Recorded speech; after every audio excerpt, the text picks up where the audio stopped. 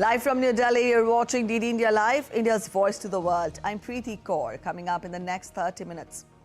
US urges Americans to leave all of Middle East due to safety concerns. Trump outlines objectives of its military action on Iran as the last best chance to eliminate the threat posed by Tehran regime.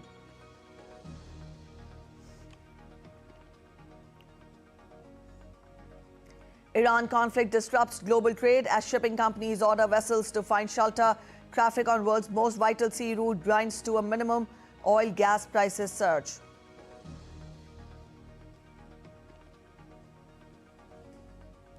Prime Minister Narendra Modi speaks to King of Bahrain, King of Jordan and Saudi Crown Prince, strongly condemns attacks, calling it violation of sovereignty, calls for regional peace.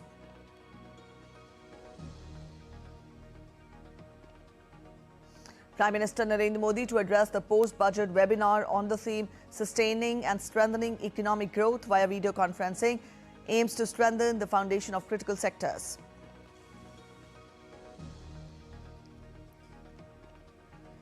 Today, the sky will host a spectacular celestial show as full moon will slip into Earth's darkest shadow during a total lunar eclipse and create a stunning blood moon.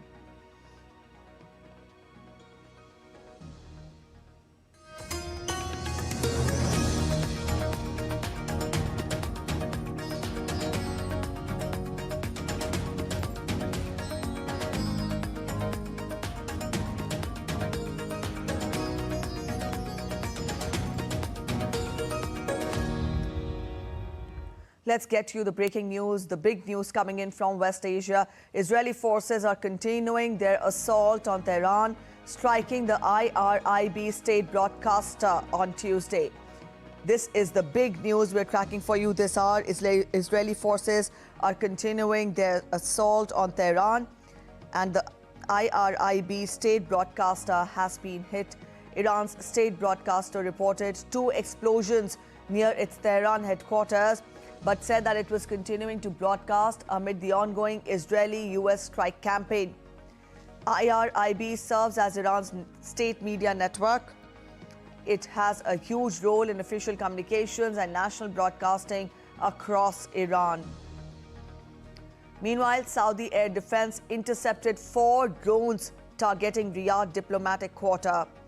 Now, this area is home to foreign embassies in the Saudi capital and residences of foreign diplomats. Qatar's military also intercepted 2 ballistic missiles early on Tuesday morning. Defense Ministry in a statement said that Qatar was able to intercept and neutralize 2 ballistic missiles that targeted several areas within the country, adding that the threat was dealt with immediately upon detection.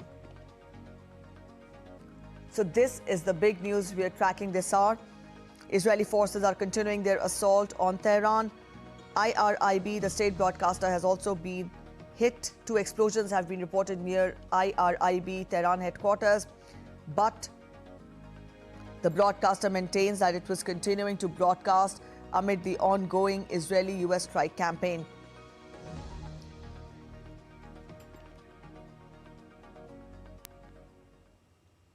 The US State Department urged Americans in more than a dozen countries in the West Asia to depart now via commercial transportation due to serious safety risks as the war against Iran nears its 4th day.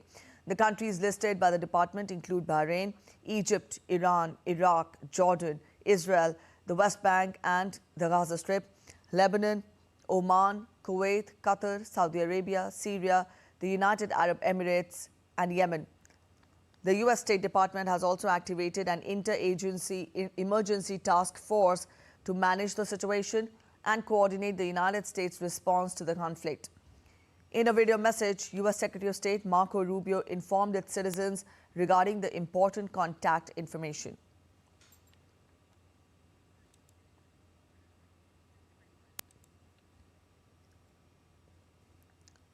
The latest we're tracking for you in Iran-Israel crisis. The US State Department urged Americans in more than a dozen countries in the West Asia region to depart immediately via commercial transportation due to serious safety risks as the war against Iran nears its 4th day. The countries listed by the department include Bahrain, Egypt, Iran, Iraq, Israel, Jordan, West Bank and the Gaza Strip, Lebanon, Oman, Kuwait, Qatar, Saudi Arabia, United Arab Emirates, Syria and Yemen. The U.S. State Department has also activated an inter-agency emergency task force to manage the situation and coordinate the United States' response to the conflict. In a video message, U.S. Secretary of State Marco Rubio informed its citizens regarding the important contact information.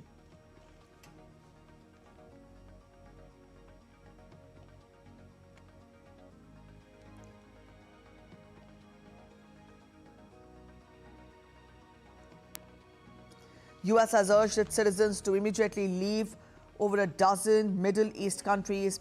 Now, this is the latest advisory, which includes more than a dozen countries. The U.S. has urged citizens to immediately leave the region of Middle East by commercial transportation as the tension, as the strikes between the two countries enter the fourth day. Also, the U.S. State Department has activated an inter-emergency task force to manage the situation and also coordinate the United States' response to the conflict.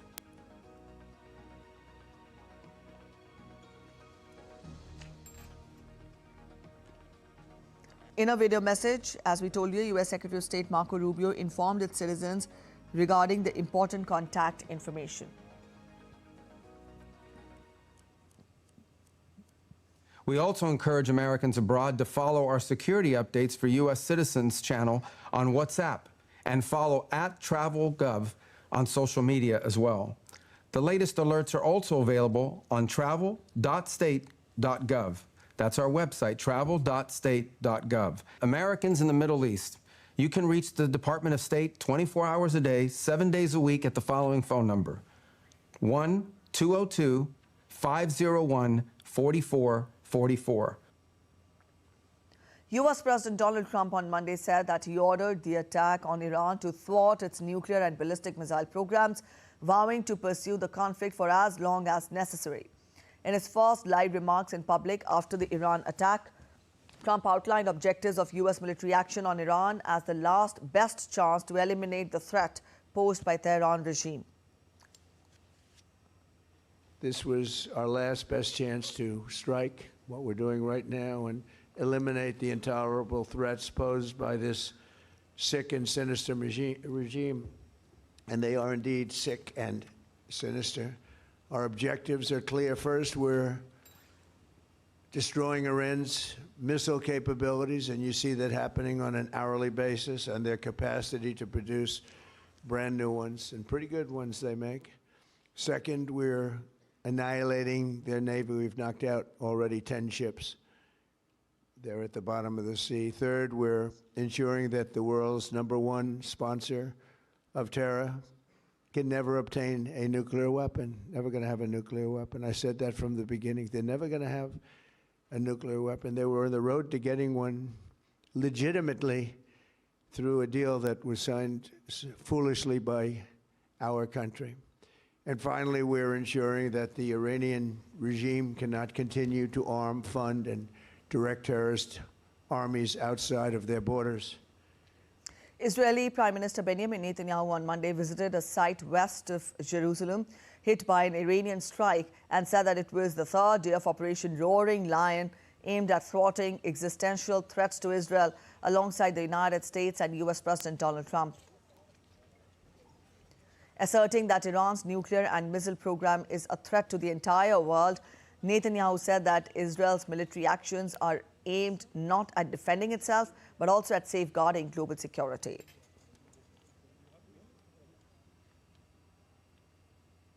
And if this regime, this terrorist regime of the kind we've never seen in the world, if they get nuclear weapons and the means to deliver them, ballistic missiles, intercontinental ballistic missiles, they will threaten all of humanity. So we set out to protect ourselves, but in so doing, we protect many others. And I want to say special thanks to our great friend and a great leader of the world, Donald Trump, for joining us in this crucial effort to save the world.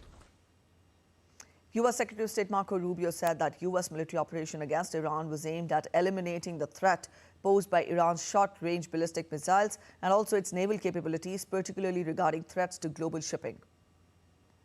The United States is conducting an operation to eliminate the threat of Iran's short-range ballistic missiles and the threat posed by their Navy, particularly to naval assets. That is what it is focused on doing right now, and it's doing quite successfully. The purpose of this is to destroy that missile capability. Why does Iran want that ballistic missile capability? What they are trying to do and have been trying to do for a very long time. Meanwhile, Iranian Foreign Minister Abbas Araghchi said that Tehran is not at war with regional countries, but it is with the United States after the country was attacked on last Saturday. In an interview with state broadcaster, he put forth a number of points. He said that the Gulf nations must pressure the U.S. over its actions against Iran. We are no longer confronting our neighboring countries. We are confronting American forces stationed at bases of these countries' territory. We are also dealing with Americans who are attacking us day and night by every means, and with the Israelis, of course. And if US bases in these regions evacuate their soldiers and move them, for example, to hotels, that naturally becomes an issue itself. We will defend ourselves by any means. We will defend our people.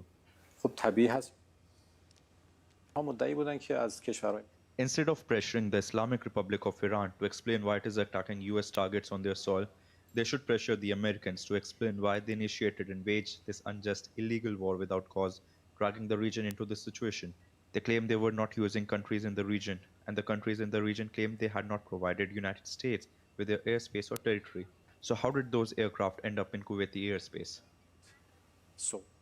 An Iranian Revolutionary Guard senior official said on Monday that the Strait of Hormuz is closed and Iran will fire on any ship trying to pass. Iran has said that it closed navigation through the critical waterway, prompting Asian governments and refiners to assess oil stockpiles. Shipping through the Strait of Hormuz between Iran and Oman, which carries around 1/5 of oil and gas consumed globally, has ground to a near halt after vessels in the area were hit.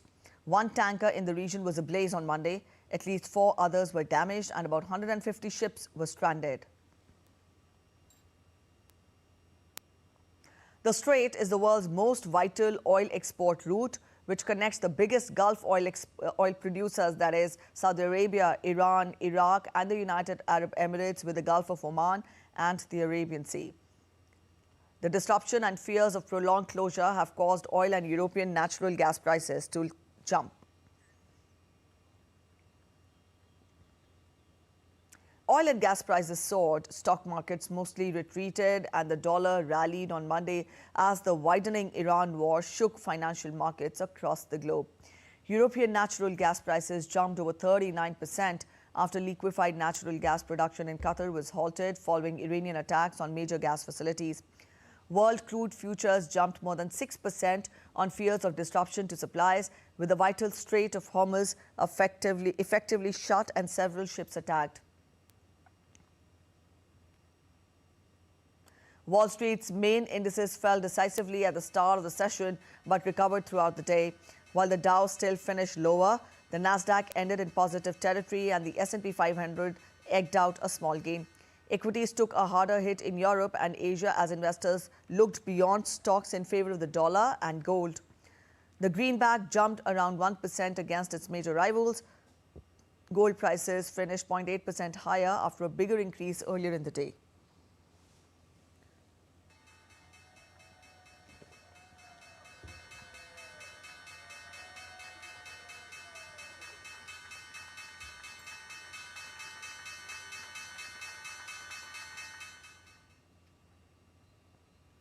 Prime Minister Narendra Modi held important telephonic conversations, one with the King of Bahrain and another with the Crown Prince of Saudi Arabia, Prince Mohammed bin Salman, on Monday. In a post on X, Prime Minister Modi said that he had a productive telephonic conversation with the King of Bahrain, His Majesty King Hamad bin Isa Al Khalifa. Prime Minister Modi also said that India condemns the attacks on Bahrain and stands in solidarity with its people in this difficult hour. Prime Minister thanked Al Khalifa for the steadfast support extended to the Indian community in Bahrain.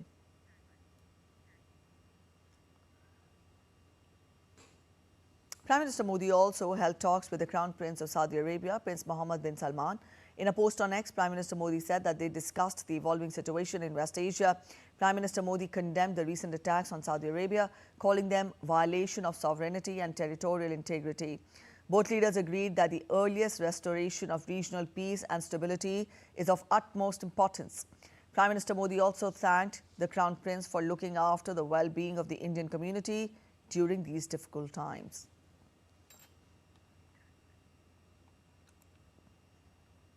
Prime Minister Narendra Modi also spoke with King Abdullah II, the King of Jordan, on the conflict in West Asia. Prime Minister Modi conveyed his deep concern at the evolving situation in the region and reaffirmed India's support for peace, security and well-being of the people of Jordan. Prime Minister also thanked him for taking care of the Indian community in Jordan in this difficult hour.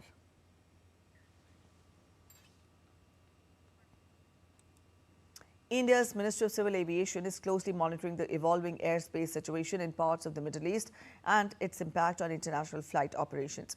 Indian carriers have undertaken calibrated adjustments to their schedules, with long-haul and ultra-long-haul operations being progressively resumed through alternative routes that avoid restricted airspace.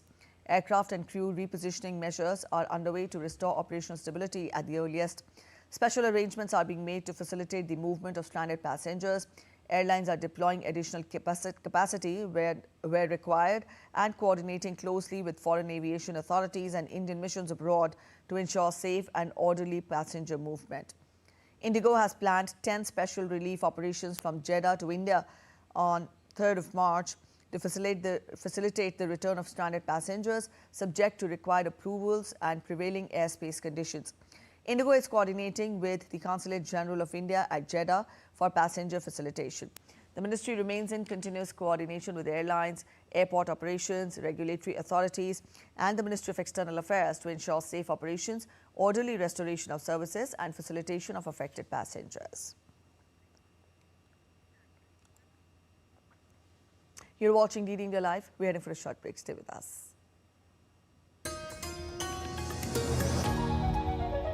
Welcome to DD India, where a billion voices unite, connecting viewers to the stories that matter. India is not just another news channel. It's the international channel that puts the spotlight on the global south, bringing you stories from the heart of emerging economies, dynamic cultures, and transformative voices. As the international news channel of India's public broadcaster Prasar Bharati, DD India delivers high-quality content from every corner of the globe, focusing on the stories that shape our future. We don't just report news. We connect you to India's voice in the global narrative, from current affairs to culture, from economic growth to sustainable development, and the ever-evolving world order. DD India gives you a comprehensive view of the world around us. Stay connected, stay informed, and embrace the stories that shape our lives. DD India. India's voice to the world.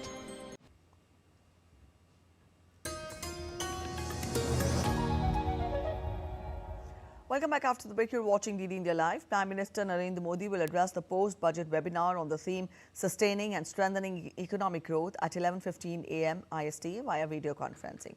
Under this theme, 4 different webinar sessions are being held covering various sectors including manufacturing, industrial upgradation and strategic sectors, MSMEs, finances and market access, city economic regions, and infrastructure, logistics and freight. The post-budget webinar will highlight the forward-looking reform push to expand industrial scale, deepen technological leadership, and also strengthen the foundation of critical sectors. The deliberations will focus on translating these priorities into effective action, guided by insights from industry participants whose on-ground experience will support more effective implementation.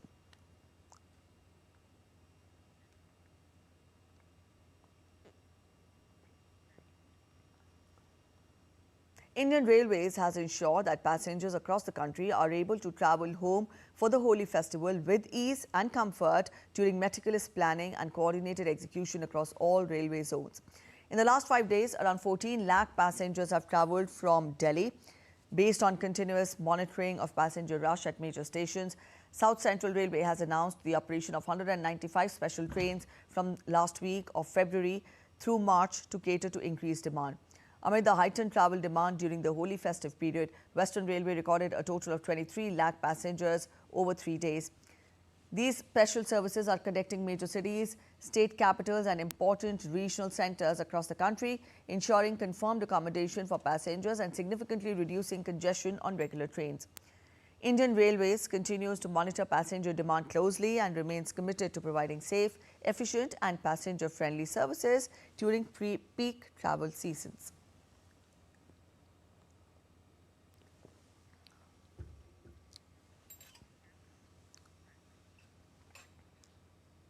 Challenging long-standing stereotypes and foster a sense of belonging among the widows of Vrindavan, clad in white saris, celebrated Holi at the historic Gopinath temple on Monday, setting aside long-standing social restrictions that once kept them away from the Festival of Colours. Take a look. Clad in white saris, widows in Vrindavan celebrated Holi at the historic Gopinath temple on Monday, setting aside long-standing social restrictions that once kept them away from the Festival of Colours. In recent years, Holi celebrations organized by Sulabh International have become meaningful occasions for these women, many of whom had long faced social neglect and humiliation. हमारी माताएं सब चीज में participate कर सकती हैं, सारी त्योहारों में, शादियों में, हर चीजों में इनको अशुभ नहीं माना जाए, इनको बिल्कुल शुभ माना जाए. The celebration aims to challenge long-standing stereotypes and foster a sense of belonging among the widows of Vrindavan. Locals who joined the celebration welcomed the initiative, saying it helps break social stigma and promotes greater inclusion.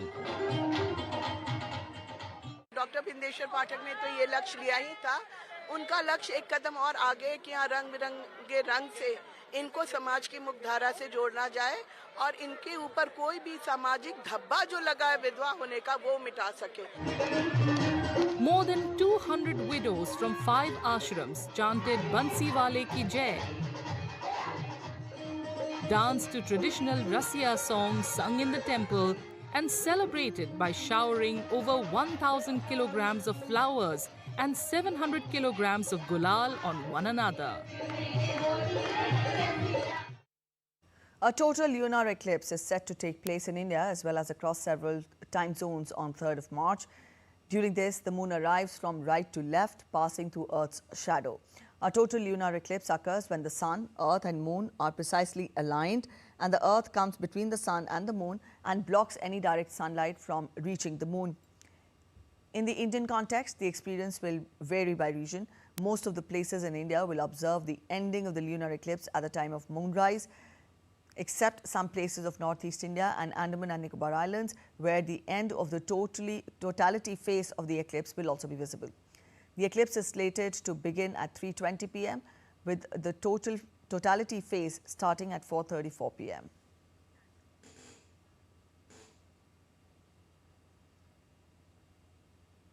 Let's get you updates from the world of sports now. Lalit Sehrawat claimed a bronze medal on the final day of the Mohammed Malo wrestling tournament in Albania to lift India's tally to 7 medals. The Indian wrestler, who won bronze at the Under-23 Asian Championships in 2023, clinched the medal in the Greco-Roman 55 kg category in Tirana city.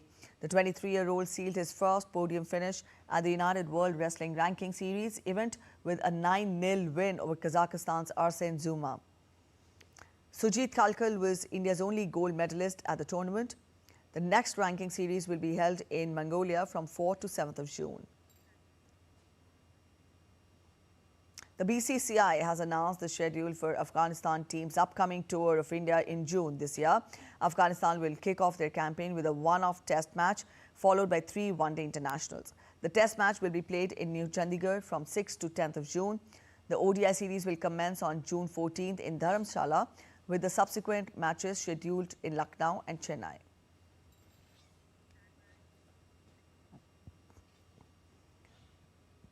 That's it in this edition of DD India Live, but let us know your thoughts on the news of the day. For those of you on the go, you can get all the latest news and updates from India and across the world on the DD India mobile app. This app is available on both Android and iOS platforms, and you can download the respective QR codes. We'll be back with more news as it breaks here on DD India. I'm Preeti Kaur signing off, and from all of us here in Delhi, thanks for watching DD India Live.